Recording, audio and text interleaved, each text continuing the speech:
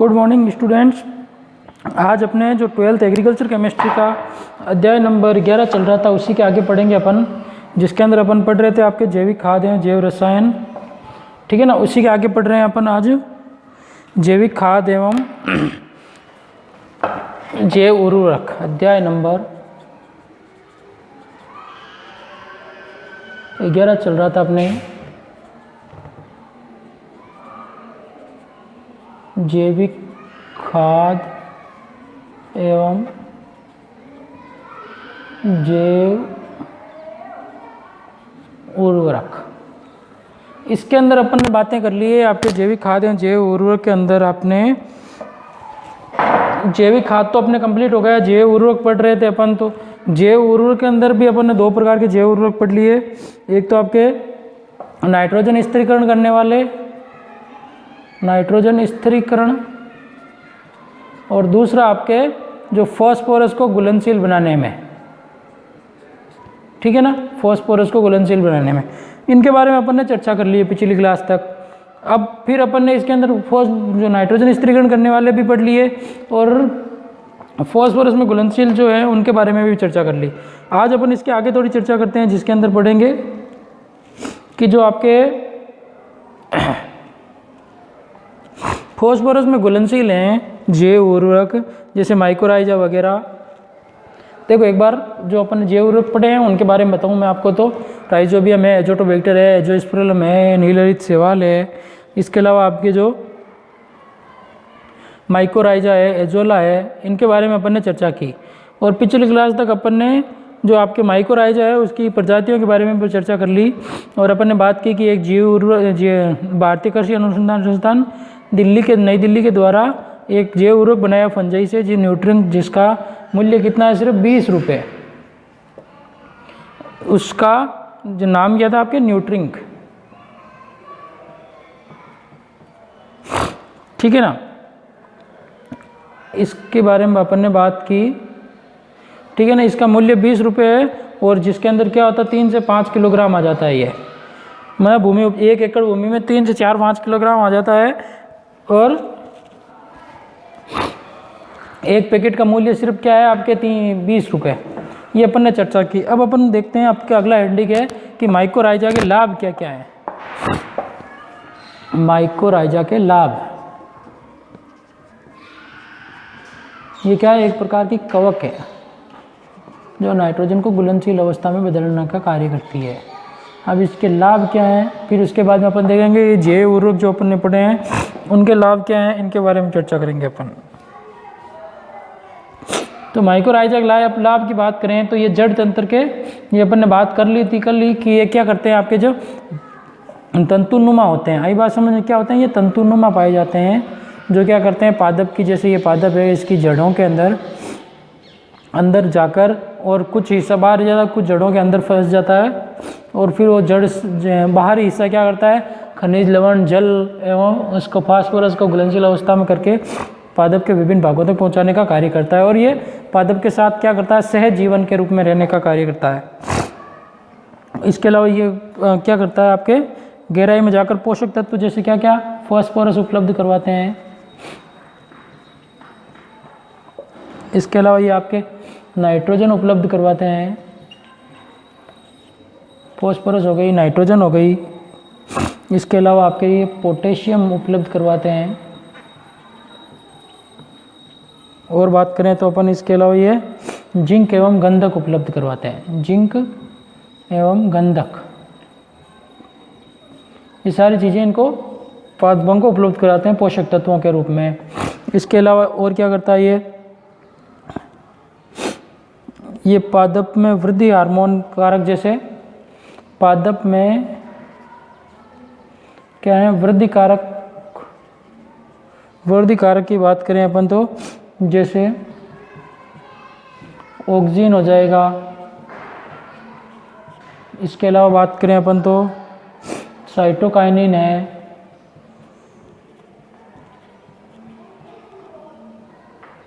Oxygen है, cytokinin है एवं जिब्रेलिन है। ये क्या है, पादप हार्मोन है। इसके अलावा आपके विटामिन है, ये सारी चीज़ें उपलब्ध करवाता है पादप को। आई बात समझ में? ये सारी चीज़ें उपलब्ध करवाता है पादप को, जिससे क्या होता है पादप में वृद्धि होने के क्या होती है वृद्धि होने, जिससे पादप में वृद्धि आसानी से हो जाती है। एक बात समझ, ये सभी क्या है आपके पादप हार्मोन है। ये आई बात समझ, सभी क्या है पादप हार्मोन, जो पादप के अंदर वृद्धि करने में सहायक है। इसके अलावा ये आपके जैसे दलहनी फसलें होती है, दलहनी फसलें जिनसे दालें प्राप्त होती है। दलहनी फसलों की बात करें, दलहनी फसलों में माइकोराइजा को राइजोबियम के साथ निवेशन करने से फास्फोरस और नाइट्रोजन की मात्रा में वृद्धि हो जाती है। दलहनी फसलों में क्या होता है, राइजोबियम आपके कार्य करता है, उनकी जड़ों के अंदर नोड्यूल्स के अंदर पाया जाता है राइजोबियम। तो राइजोबियम के साथ में अपन अगर क्या डालते हैं माइकोराइजा, राइजोबियम के साथ में क्या उपयोग करें अपन माइकोराइजा का उपयोग करें, तो ये दोनों मिलकर क्या करते हैं, ये नाइट्रोजन का उपलब्ध करवाता है और ये आपके क्या करता है फॉस्फोरस उपलब्ध करवाता है, फॉस्फोरस। तो ये दोनों मिलकर इन दोनों की वृद्धि बढ़ जाती है, दोनों की वृद्धि बढ़ जाती है। ये बात समझ में? तो नाइट्रोजन और फास्फोरस दोनों की वृद्धि क्या हो जाती है आपके बढ़ जाती है, जिससे क्या होता है पादप में वृद्धि आसानी से हो जाती है। इसके अलावा और बात करें अपन तो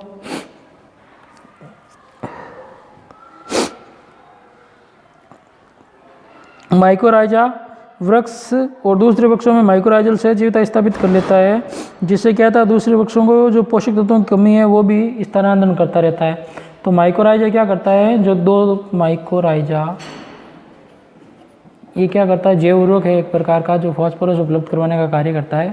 ये क्या कार्य करता है आपके, जैसे इसके पास में कोई और वृक्ष है, पेड़ है,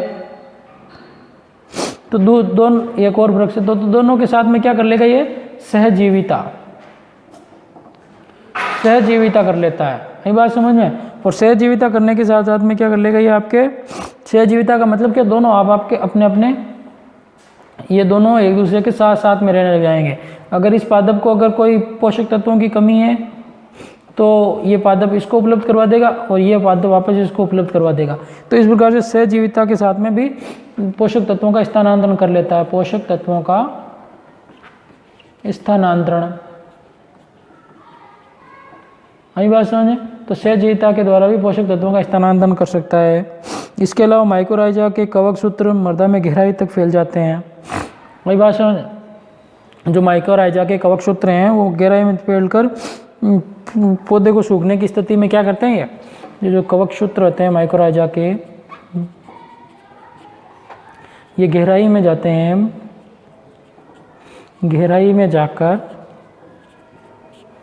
जल अवशोषण करते हैं। गहराई में जाकर क्या करेंगे, जल अवशोषण करते हैं। आई बात समझ में? तो गहराई में जाकर जल अवशोषण करने का कार्य करते हैं। इस प्रकार से ये क्या करते हैं आपके माइकोराइजा के, अपन ने लाभों के बारे में बात की कि माइकोराइजा आपके क्या क्या उपयोग लाभ अपन को उपलब्ध करवाता है। ठीक है, तो सबसे पहले अपन ने बात की कि ये आपके विभिन्न प्रकार के पोषक तत्व उपलब्ध करवाने में सहायक है।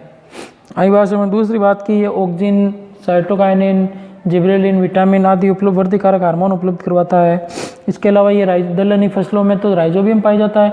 इसके अलावा जो माइकोराइजा ये दोनों मिलकर नाइट्रोजन और फास्फोरस की मात्रा में वृद्धि कर देते हैं। इसके अलावा आपके ये माइकोराइजा एक वृक्ष से दूसरे वृक्ष तक क्या करता है आपके माइकोराइजल सहजीविता बढ़ा देता है, जिससे क्या होता है उसके अंदर पोषक तत्वों का स्थानांतरण करता है। और माइकोराइजा के कवक सूत्र मृदा में गहराई तक फैल जाते हैं, जाकर जल का अवशोषण करते हैं, जिससे उस पादप को क्या होता है सूखने नहीं देता, पादप को सूखने नहीं देता है, सूखने नहीं देता है। तो इस प्रकार से ये इसके क्या हो गए आपके माइकोराइजा के लाभ हो गए। तो इसी के आधार पर अपन ने विभिन्न प्रकार के जो जैव उर्वरक थे उनके बारे में पूरी चर्चा कर ली है। ठीक है, अब अपन बात करते हैं जैव उर्वरकों के लाभ। इनके प्रयोग की विधियां भी देख ली अपन ने, बीज उपचार विधि, पौध उपचार विधि, मृदा उपचार विधि, है ना।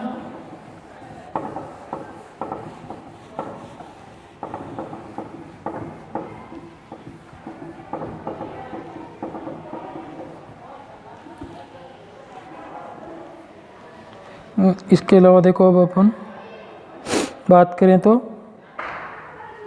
देखो जैव उर्वरक पढ़ रहे थे अपन, टॉपिक क्या शुरू किया था अपन ने, जैव उर्वरक। तो जैव उर्वरक के अंदर आपके जो टॉपिक था, इसके अंदर अपन ने बातें की कि जैव उर्वरक के अंदर विभिन्न प्रकार के जैव उर्वरक, दो प्रकार के पढ़े। एक तो अपन ने पढ़ा नाइट्रोजन स्थिरीकरण वाला, नाइट्रोजन स्थिरीकरण करने वाले, और दूसरा पढ़ा अपन ने फास्फोरस को घुलनशील बनाने वाले, फास्फोरस को घुलनशील बनाने वाले। ठीक है, तो नाइट्रोजन स्थिरीकरण के अंदर अपन ने पढ़े राइजोबियम,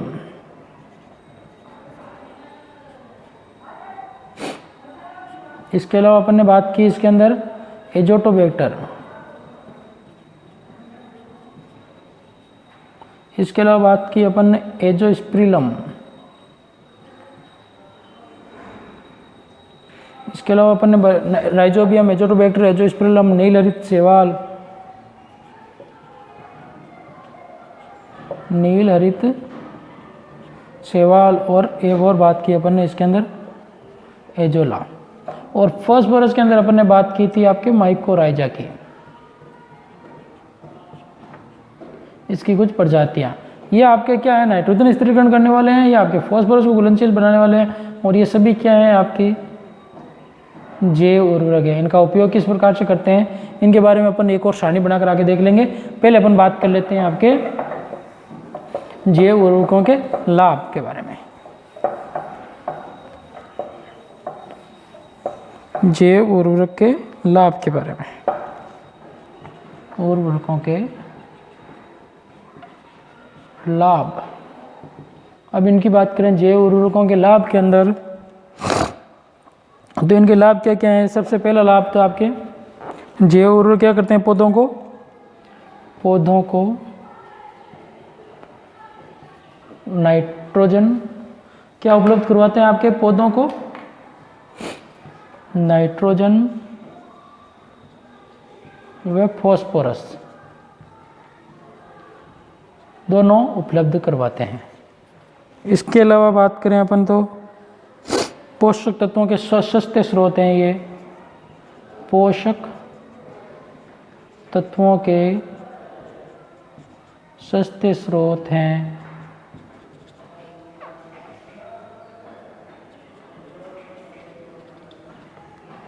इसके अलावा और बात करें अपन तो जैव उर्वरक जैसे एजोटोबैक्टर, नील हरित शैवाल, ये विटामिन आदि का स्त्राव करते हैं, जिससे पौधों में वृद्धि एवं अनुकूल प्रभाव पड़ता है। इनके प्रयोग से क्या हो जाता है, आपके पौधों की वृद्धि व उन पर अनुकूल प्रभाव,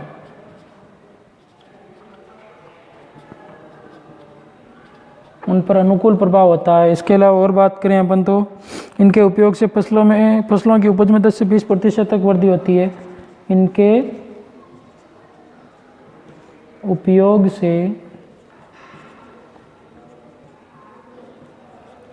से फसलों की उपज में 10 से 20% वृद्धि होती है।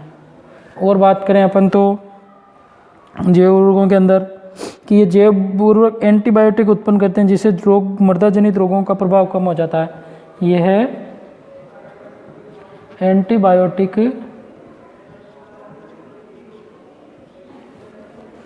उत्पन्न करते हैं,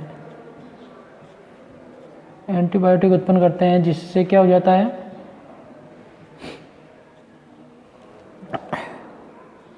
जिससे मृदा जनित रोग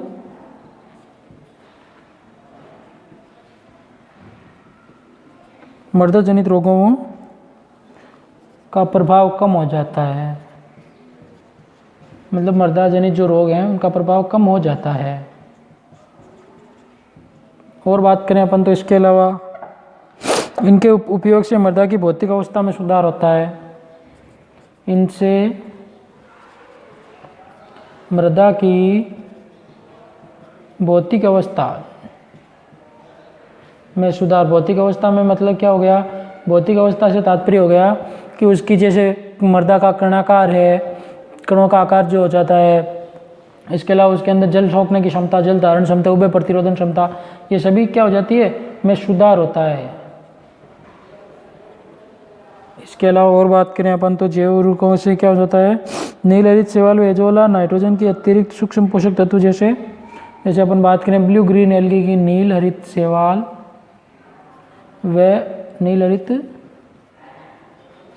व एजोला, ये दोनों क्या करते हैं, आपके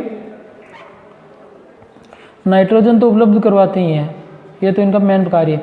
इसके अलावा कुछ जैसे सूक्ष्म पोषक तत्व जैसे अपन बात करें लोहे की, आयरन की उपलब्धि, तांबा उपलब्ध करवाते हैं, मैग्नीज उपलब्ध करवा देते हैं, है ना। इसके अलावा ये आपके जस्ता आदि उपलब्ध करवाते हैं, मतलब आयरन है, कॉपर है, मैग्नीज है, जिंक है, ये सभी क्या करते हैं, ये उपलब्ध करवाते हैं, जिससे पादप की वृद्धि आसानी से होती है। तो इस प्रकार से ये अपने जैव उर्वरकों के लाभ के बारे में अपन ने चर्चा की। पहले अपन ने माइकोराइजा के लाभ के बारे में बात की कि माइकोराइजा आपकी क्या उपयोग करता है। अब अपन ने पूरे जो जैव उर्वरक पढ़े हैं उनके बारे में चर्चा कर ली कि ये इनको पादपों को नाइट्रोजन फॉस्फोरस उपलब्ध करवाते हैं, सूक्ष्म पोषक तत्वों के जो पोषक तत्वों के सस्ते स्रोत हैं, अपन को महंगा खाद लाते हैं जिससे अच्छा स्रोत है ये।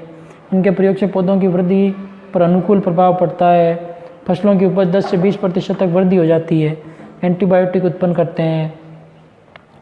इसके अलावा मृदा की भौतिक अवस्था में सुधार होता है। नील हरित शैवाल से क्या हो जाता है, एजोला व नाइट्रोजन आदि के उपयोग में वृद्धि हो जाती है। इस प्रकार से ये आपके क्या है, जैव उर्वरकों के बारे में अपन ने बात की।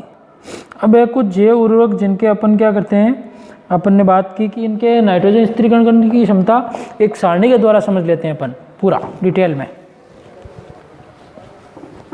एक सारणी बनाते हैं जिसके अंदर अपन ने पूरे जैव उर्वरक पढ़े ना, उनके सारे उपयोग पढ़ लेंगे अपन। मतलब फसल में कितनी वृद्धि करता है, नाइट्रोजन कितनी उपलब्ध करवाता है, कौन कौन सी फसल के लिए उपयोगी है, यही बात समझ में। तो ये आपका पूरा उसका सारांश आ जाएगा जो अपन ने पढ़ा जैव उर्वरक वाला टॉपिक। आई बात समझे। तो इसके अंदर अपन पहले एक तरफ तो लिख लेते हैं जैव उर्वरक के नाम। आई बात समझ। एक तरफ जैव उर्वरक के नाम लिख दिए, दूसरी तरफ अपन लिख देते हैं नाइट्रोजन स्थिर क्षमता। नाइट्रोजन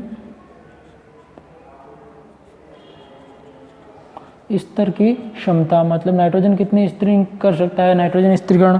इसके अलावा फसलें कौन कौन सी फसल में ये उपयोगी होते हैं, नाइट्रोजन स्थिरीकरण। और लास्ट अपन बात करते हैं इसके अंदर उत्पादन में वृद्धि कितनी करता है ये, फसल के उत्पादन में वृद्धि। ये अपन 4 प्रकार के कॉलम बना लिए। अब अपन इसके अंदर एक एक उर्वरक की बात करें तो सबसे पहले नाइट्रोजनी उर्वरक की बात करें अपन। नाइट्रोजनी उर्वरक जो नाइट्रोजन का उत्सर्जन करते हैं, मतलब नाइट्रोजन स्थिरीकरण करते हैं। सबसे पहले इसके अंदर आपके राइजोबियम। राइजोबियम ये क्या करता है, आपके 1 हेक्टेयर में कितने किलोग्राम, मतलब 250 से 300 किलोग्राम नाइट्रोजन प्रति हेक्टेयर, किलोग्राम प्रति हेक्टेयर, केजी प्रति हेक्टेयर नाइट्रोजन स्थिरित कर देता है। ये बात समझें। और फसल के अंदर बात कर ली अपन ने, दलहनी फसलों में जो दालें उत्पन्न करने वाले पादप हैं जैसे मूंग, मोट, है ना, इनके अंदर उपयोगी होता है। और ये आपके लगभग 60% तक वृद्धि कर देता है। ये बात समझ। क्या कर देता है ये आपके 60% तक पादप के अंदर वृद्धि कर देता है, उसकी उत्पादन क्षमता में बढ़ा देता है। दूसरी बात करें अपन एजोटोबैक्टर। एजोटोबैक्टर की बात करें अपन तो एजोटोबैक्टर क्या करता है आपके, ये 10 से 60 किलोग्राम प्रति हेक्टेयर उपलब्ध करवाता है। और ये धान वाली फसलें, अनाजी फसलों के अंदर उपयोगी होता है ये, जैसे गेहूँ, जौ, ज्वार, बाजरा, है ना, इनके अंदर। और ये 5 से 30% तक उसके अंदर क्या कर देता है, उत्पादन क्षमता में बढ़ा देता है। एजोटोबैक्टर की बाद में बात करें अपन एजोस्पिरिलम।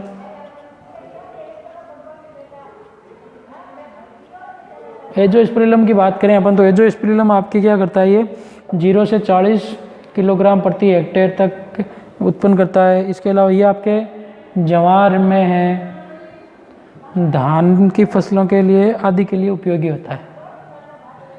और ये आपके 0 से 20% तक इसकी उत्पादन क्षमता में बढ़ा देता है। नंबर 4 बात करें अपन तो इसके अंदर आपके नील हरित शैवाल, ब्लू ग्रीन एल्गी। नील हरित शैवाल की बात करें तो नील हरित शैवाल आपके क्या करता है, 25 से 30 किलोग्राम नाइट्रोजन स्थिरीकरण करता है प्रति हेक्टेयर। इसके अलावा यह भी आपके किस में, धान में उपयोगी है। और ये 0 से 15 तक प्रतिशत में वृद्धि कर देता है। और लास्ट बात करें अपन इसके अंदर एजोला, जो अपन ने पढ़ा एजोला, ये भी क्या करता है, नाइट्रोजन स्थिरीकरण करने वाला है। और ये आपके 25 से 30 किलोग्राम प्रति हेक्टेयर नाइट्रोजन स्थिरीकरण करता है। और ये धान मतलब चावल के अंदर उपयोगी है। और ये आपके 0 से 15% तक उपयोगी है, उत्पादन क्षमता में बढ़ा देता है। ये तो हो गए आपके किसके, नाइट्रोजन स्थिरीकरण करने वाले। अब अपन बात करें फास्फोरस जैव उर्वरक, जो फास्फोरस को घुलनशील अवस्था में बदलते हैं, फास्फोरस जैव उर्वरक। तो फास्फोरस जैव उर्वरक के अंदर बात करें अपन तो सबसे पहले अपन ने बात की पीएसबी कल्चर, मतलब का जो फास्फोरस गोलक बैक्टीरिया, पीएसबी फास्फोरस। इसके अलावा फास्फोरस को घोलने वाले जो उर्वरक हैं, बात करें अपन सोल्यूबलाइजिंग माइक्रो ऑर्गेनिज्म, है ना, बैक्टीरिया बात कर सकते हैं।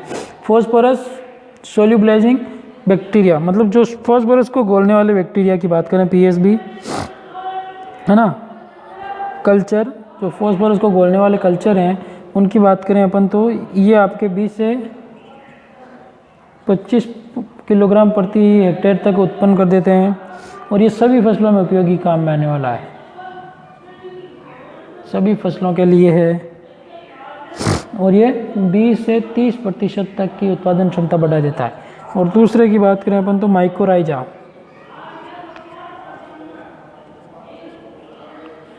माइकोराइजा की बात करें तो माइकोराइजा आपके 15 से 20 किलोग्राम प्रति हेक्टेयर तक बढ़ जाता है। और ये आपके मक्का के अंदर उपयोगी होता है, धान के अंदर, चावल, गेहूं के अंदर,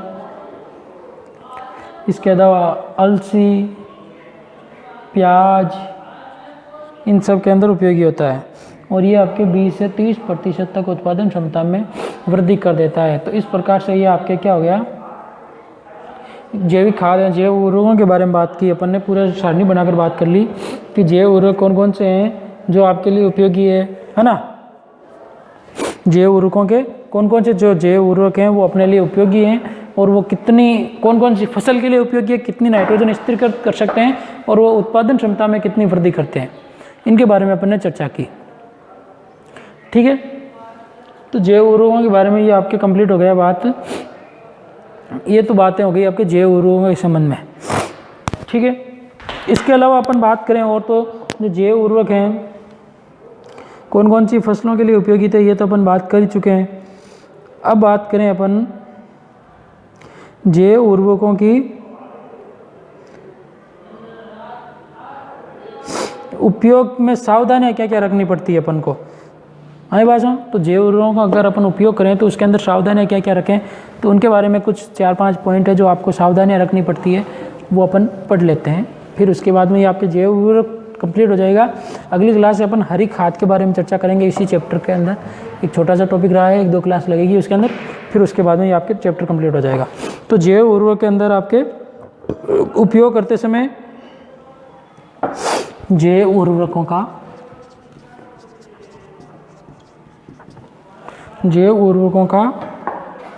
के प्रयोग करने में सावधानियां, प्रयोग करने में जैव उर्वरकों के प्रयोग करने में सावधानियां क्या क्या रखनी पड़ती है अपन, उसके बारे में बात करें अपन। तो सावधानियों के अंदर आपके इसके अंदर आपको सावधानी रखनी पड़ेगी कि जो अपन पैकेट खरीदते हैं, कल्चर का पैकेट, वो अपन को क्या होना चाहिए कि वो सही मान्यता प्राप्त संस्थान का होना चाहिए, ऐसे नहीं कि अपन कहीं से भी खरीद लें। इसके अलावा कल्चर का भंडारण है जो ठंडे स्थान पर रखना चाहिए, उसको ठंडे स्थान पर करना चाहिए कल्चर का भंडारण, उसको सुरक्षित रखना चाहिए। पैकेट पर लिखे पैकेट पर जो जानकारी लिखी है तो उसी के अनुसार अपन को कार्य करना चाहिए। और घोल बनाने के लिए पानी को निर्जमीकृत स्टेरिलाइज किया जाना आवश्यक है, मतलब पहले उसको आप गर्म करके रख लें जिससे उसके अंदर कीटाणु वो मर जाएँ। ऐसा ना करने से जो जीवाणु होते हैं वो पानी के अंदर वो कल्चर के साथ में मिलकर कोई हानि पहुंचा सकते हैं।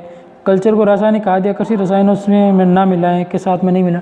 जैसे जो अपन मार्केट से कल्चर लेके आते हैं, जो पैकेट लेके आते हैं जैव उर्वरकों के, उनको रसायनों के साथ में नहीं मिला के रखना चाहिए। और बीज को पारायुक्त हो तो उसको उपचारित करके फिर उसको उपयोग करना चाहिए, मतलब जिसके अंदर कीटनाशकों का छिड़काव किया होता है उन बीजों का उपयोग नहीं करना चाहिए। और उपयोग करते हैं तो भी उसके अंदर आपको कल्चर डबल मात्रा में डालना पड़ेगा।